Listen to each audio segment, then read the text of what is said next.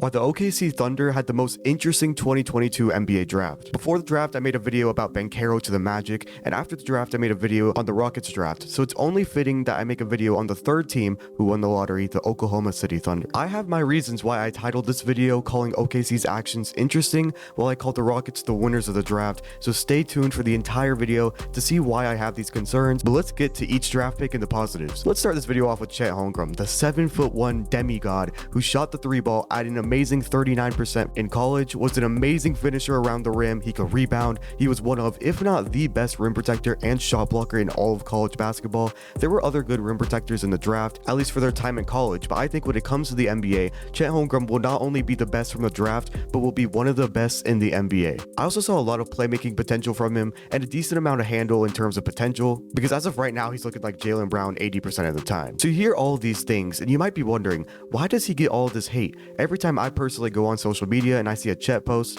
I see like 50% of the fans saying he'll be a star, and 50% of the fans saying that not only will he be disappointing, but that he will be out of the league before his rookie contract ends. See, I can't really tell if that's trolling, but I think those people are crazy. I am not only high on Chet Holmgren, but I would personally say that I'm a fan of his. I actually saw him play in person this year at Gonzaga. It was versus BYU, and he was the most dominant basketball player I've ever seen in person relative to competition, because obviously the actual NBA players I've seen are better, but Chet put up 23 points, 17 rebounds, 6 assists, and 5 blocks. Absolutely amazing, but let's move on to his weaknesses, because there is an absolutely important one, and that is his weight. Chet is under 200 pounds, and if he is going to play the center position in the NBA, then that can cause a lot of problems, but I wouldn't be too worried about this problem. In today's game, we have some of the best doctors in the world that we've ever seen, so as long as Chet Holmgren follows the doctor's orders, maybe ask Zion Williamson for his diet as well, he can not only gain more weight, but also more muscle. I mean, look at the transformation that Giannis went through. Chet isn't some super tall freak like Sean Bradley or Manute Bol. He's not even as tall as Porzingis, so his genetics shouldn't be the worst thing to overcome, if that even makes any sense. I actually don't know anything about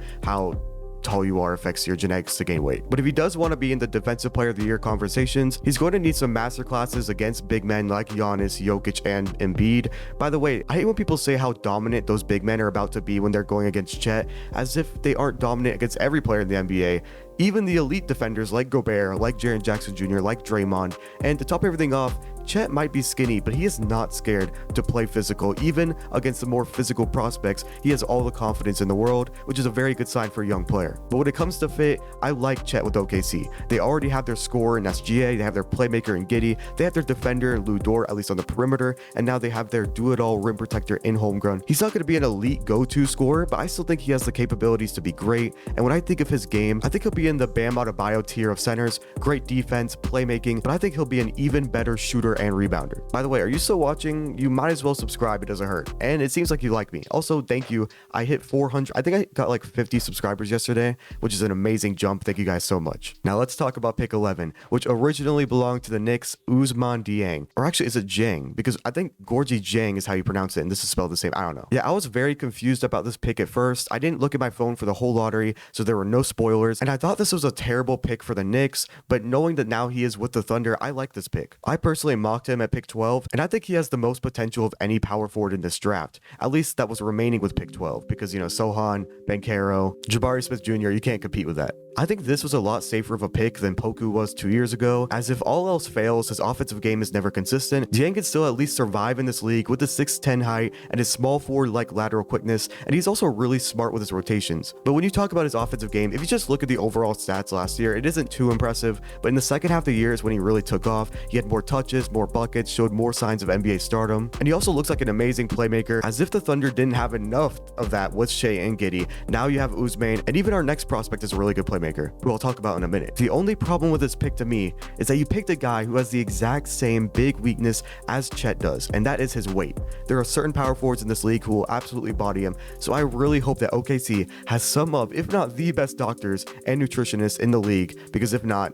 they could be in some trouble. Next, the OKC Thunder at pick 12 picked Jalen Williams out of Santa Clara. And they also later picked Jalen Williams out of Arkansas in the second round, which is definitely not confusing. And I'm gonna be honest, I only really scouted the top 25 guys from the mocks that were like about a month ago. And I will admit when I am not knowledgeable about a player, but just from what I've seen from the Santa Clara Jalen Williams, he's a very ball dominant wing, can ISO, can run the pick and roll, whether it's scoring or playmaking, and his overall playmaking is what makes him very intriguing. So I can see why OKC likes him, but as a team fit, I don't really get it. I mean, I'm assuming in an ideal world where everything goes perfect, this draft makes an ideal starting lineup of Giddey, SGA, Williams, Dieng, and Homegrown. Or maybe you replace Williams with Dort and let Williams be a sixth man, which I mean, that's fine. It makes sense. Try and draft a sixth man when you already have Trey Mann, who's looking really good. I don't know, man. Okay, so this is the part of the video where I unleash all my concerns. I do not like OKC trading for pick 11, and I'm just assuming that Dieng was only pick 11 because of the trade, and if there was no trade, he would have been picked at 12, so you know, OKC could have had him even without the trade. If Jalen Williams is an all-star on the Thunder, I will take my L like a man.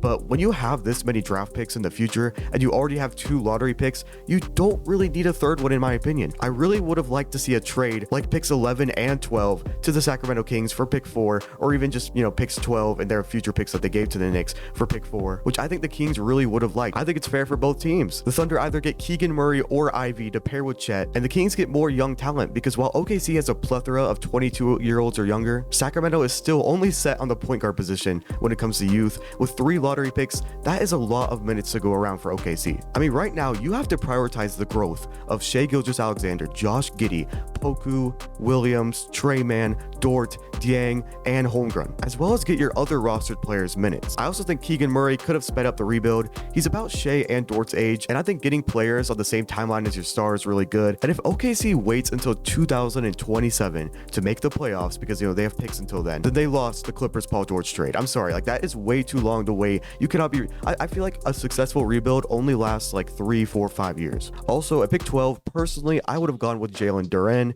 I just feel like a front court of him and Chet would not only have been hilarious, not just because of how it would look, I think Chet being an amazing Giannis type defender at the 4 would actually fit him amazingly. Overall, I like the Chet and Dieng picks. I just think that OKC should have either traded up into the top 8 for a player to pair with Chet, or just pick Jalen Duren at that 12 spot. But my expectations for the Thunder: you won the lottery. Go try and win some games. Don't be the organization trying to lose, even if you don't make the play-in tournament. A lot of Eastern Conference teams are trying to make the playoffs, and even Western Conference teams. So even if you come short of the play-in tournament, you'll still probably have some good odds to win the next NBA draft lottery. You'll get some wins under your belt. Overall, just don't tank anymore. At least to be like the worst team in the league. If you enjoyed the video, like it, please. It really helps. If you made it to the end, subscribe for more. We just hit 400. I am so happy, man. Thank y'all. And comment what team's draft I should review next.